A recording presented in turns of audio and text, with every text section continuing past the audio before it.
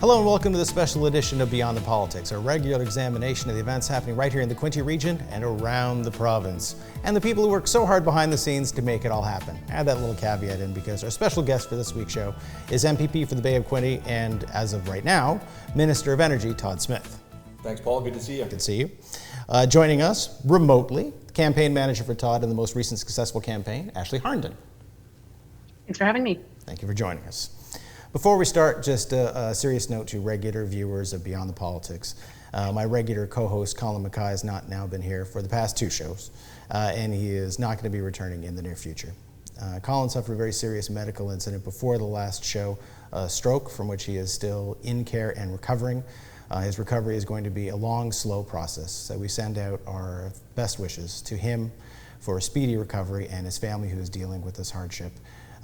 Again, our thoughts are with Colin and his family at this time.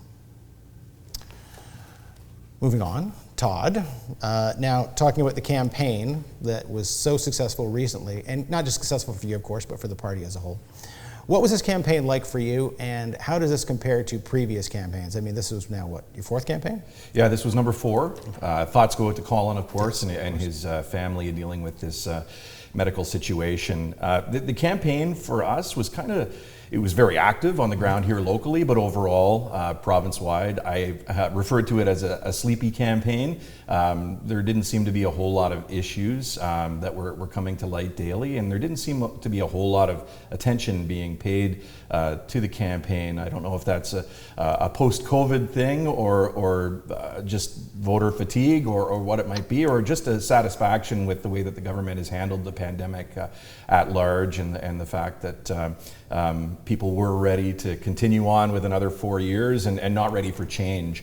But it was a great campaign locally, and Ashley did a fantastic job as my first-time campaign manager, taking over the reins from Frank Hendry, who was my 3-time campaign manager, and we've been successful now in 4 in a row, and a lot of credit goes to Frank and Ashley for the work that they've done.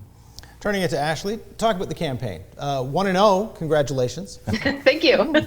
Yeah, first-time campaign manager, long-time volunteer. I've been around for over a decade with Team Smith, so it was. This was definitely a different campaign for us. I've been on the ground for all of them, knocking doors, and in the past we've seen. Being in opposition for the first several campaigns, it was, what are you going to do? And this time we heard, you guys did a good job throughout the pandemic, and we're ready to move forward. So it was really positive at the doors this time. I was lucky enough to get out almost every day. It's a little bit different being a campaign manager than a door knocker, but it was really good to hear that feedback and how positive the response was at the doors. Todd mentioned the appetite for change, which is interesting because, of course, the election before then, which had a higher turnout, there was a huge appetite for change. And Absolutely. One poll said like 85% of people 2 months before Election Day wanted the government to change. Did you also experience a different mood when you were able to get out the doors in terms of people's attitude towards the sitting government? Yeah, absolutely. I thought, we go door to door, we understand what people are really feeling, and it does vary on community as well. But what we heard was, this has been a very long 4 years, a very challenging 4 years on everybody in Ontario and around the world. But we saw a lot of people wanting to see what this government can really do, not necessarily in the middle of a pandemic, but we had visions going in 2018, and a lot of those things had to be put on hold. A lot of those things were able to move forward, and I think this government did an incredible job of moving projects forward given the circumstances. But people want to move forward. People want to come out of COVID and really see what this government can do. What can you say about messaging?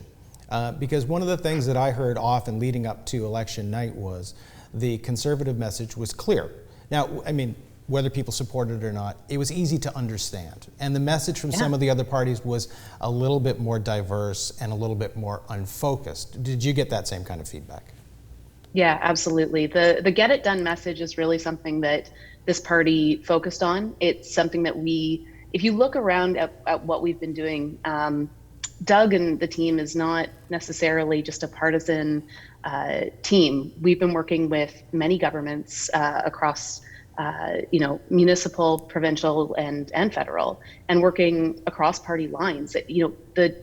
It's not to be political and only work within your team. It's to work across party lines and getting things done. And that's what I think people really noticed in the last few years is teaming up with the federal government, teaming up with municipalities that maybe aren't necessarily conservative areas, and just really making sure that we get what we need done in Ontario. And that was a really clear message from our government. I think that the other parties, a lot of them were on their back foot. They were trying to push forward, but their message was getting lost. Reaction to the win. I'll start with you, Todd. So you've won 3 times before. You won this win. This is a very decisive win, like by 2-1 plus. So how did that feel that night? It was quick. Sometimes you have to wait a little while for the results to come in, but I think it was 9:15, 9:20. Something like that. I had told my oldest daughter, Peyton, I said, make sure you're there at 9, because with the electronic voting this time, and the fact that we are going to whomp them this time, you want to be there for the victory. And of course, she was late. She got there at about 20, typical teenager, kids. right? Got there at about 25 after 9 and missed sort of the celebration. But she was there for the speech and all of the hoopla that went along with that. So it was quick. And not completely unexpected. I mean, this was a weird election in the fact that there was no change in polling all the way through it. Usually you see, and we saw this in 2018, an NDP surge where it looked like maybe they could be the first NDP government since Bob Rae in 1990. And then they kind of went down. There was no surge of any kind by any of the parties this time. It just remained fairly steady. Our numbers were consistent, and our internal polling from our pollster, Nick Kouvalis, was really steady throughout and pretty much bang on at the end of the day. And one of the things really that I think made his polling the most accurate was, and he's talked about this and others have talked about this, is that there seems to be a little bit of brand confusion with the Conservatives federally and the PCs in Ontario. But once you polled PCs and Doug Ford, you got a pretty accurate number at the end of the day, and there wasn't that confusion with the federal cousins. So obviously a great result. We're really happy with it. And for the first time, I was running on my record or our record, as Ashley points out. Previously, we were kind of running as the opposition party to be the government and bring the change that people wanted. Now we had to defend our record over 4 years and the way we handled the pandemic. Ashley, talking about the campaign the same way, Todd brought up a good point, that there was really no change in the polling numbers. And as someone who was a campaign manager, you would have been looking at those numbers very closely. Traditionally, in any campaign, the sitting government's numbers are the highest at the beginning. And then people start taking shots at your existing record, and that's when things like Todd alluded to, an NDP surge happens, the Liberal surge happens. But that just never materialized during the course of the month-long campaign at all. Was that surprising to you? And how much time did you spend looking at those numbers and trying to anticipate what was going to happen? Yeah, I mean, I definitely had my finger on the pulse and was checking in every day at what the polling was saying and looking at different polls. But there really wasn't a bad day on the campaign. There wasn't really a day where we were off our footing or off our message, which I have to give full credit to the center, to Nick Kouvalis, to Corey Snike, and the Premier. They really made sure that we were on message and that we never faltered on any given day. And I think that is very rare in a campaign. I can tell you the dates of things that happened in previous campaigns where things went wrong. And I've never been part of a larger campaign that has looked as clean as it did. And I think that says a lot about why we didn't really drop in those numbers. Does that cause concern for you? And what do you think we might be looking at for turnout for the municipal election this fall?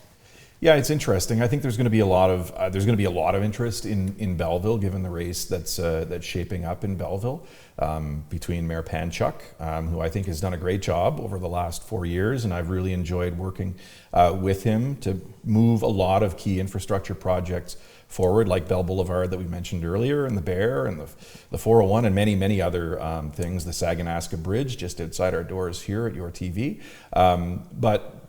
Neil Ellis is going to be a strong contender as well as a two-term mayor and a 1.5-term Liberal MP up in Ottawa. So I think everybody's interested in that. I suspect there will be probably higher voter turnout municipally than maybe there traditionally is because of that.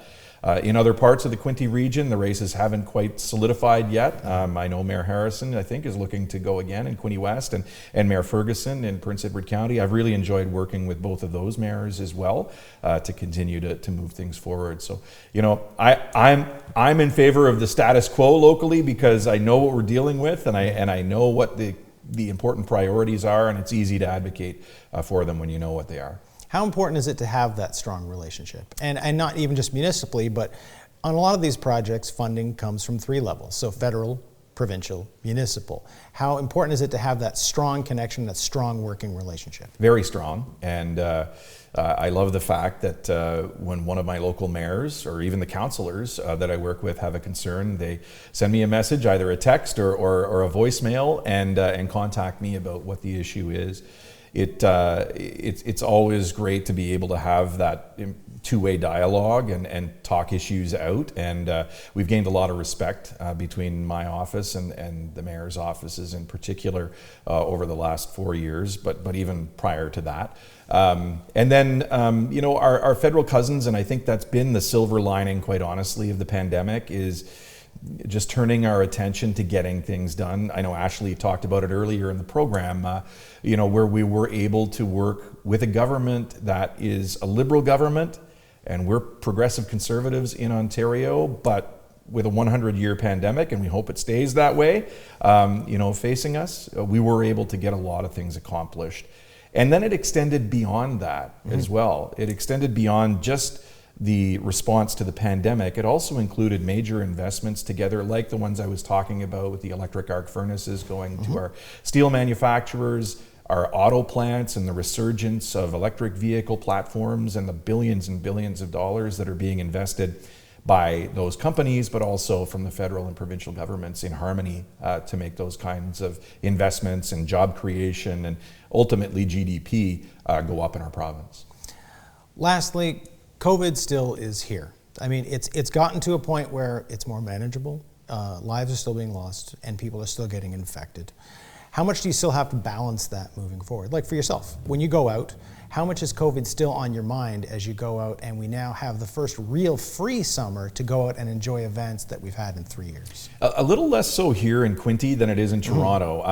When I'm in Toronto, you still see, I would say 50% or more of the population wearing masks, even outside. It's different there than it seems to be here, where the streets are clogged with people, and people are getting into elevators and high-rise apartment buildings and whatnot. You know, we're thinking about it, and once we get a new health minister in place, I know Christine has been kind of shepherding our response even through this sort of caretaker period, as they call it, during the election campaign, into the transition, and then she'll be relinquishing the baton and handing it over to Sylvia Jones or whoever is our new health minister, and it'll be up to Sylvia and her team, if it is Sylvia as health minister, to take us into the next phase. I hope, and I know there's been lots of reports about different variants coming into the province, but I hope and I know that we're actually in a much better place than we were 2.5 years ago when COVID first arrived. So I think we'll be able to deal with COVID, whatever form it takes in the fall, on a much more efficient way, than maybe we were, because we have the stockpiles of PPE, we have the vaccines now, and we've gone through it for 2.5 years. So we kind of know what we're dealing with. Thank you, Todd, for giving us that perspective. Our thoughts are still with Colin Mackay for his continued recovery. This has been a very special edition of Beyond the Politics.